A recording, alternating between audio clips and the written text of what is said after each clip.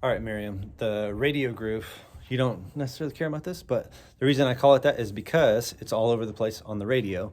The other reason is the pattern on the bass drum happens every 3/16 notes. So radio is 3 syllables. So the pattern on the bass drum is radio, radio, radio, radio. Is kind of when they hit it. So 1 E and a 2 E and a 3 E and a 4 E and a 1 E and a 2 E and a 3 E and a 4 E and a.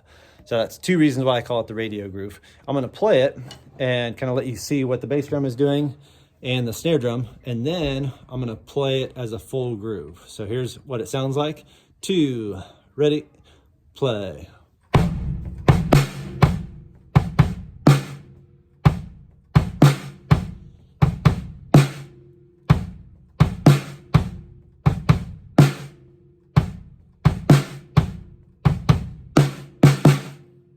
So you could play that by itself, just kick and snare. Then adding the hi-hat is where it gets tricky, because you have to coordinate your right hand playing 8th notes while your right foot is hitting with the hands and in between the hands. Here's what that looks like. 2, 3, and 4, and.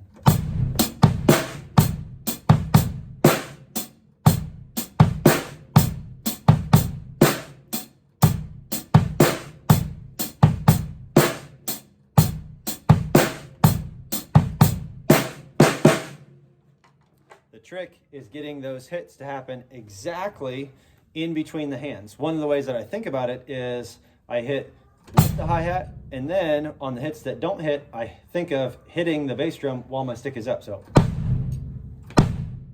if I mix and match,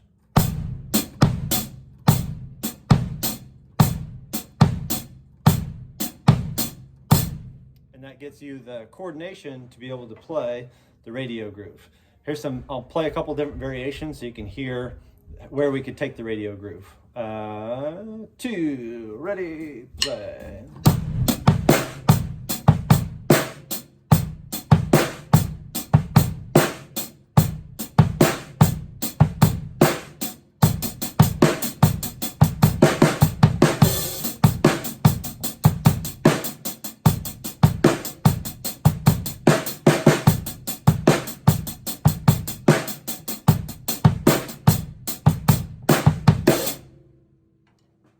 That gives you an idea of what you could do to embellish it a little bit, but the main part that's tricky is getting that bass drum to coordinate with the right hand.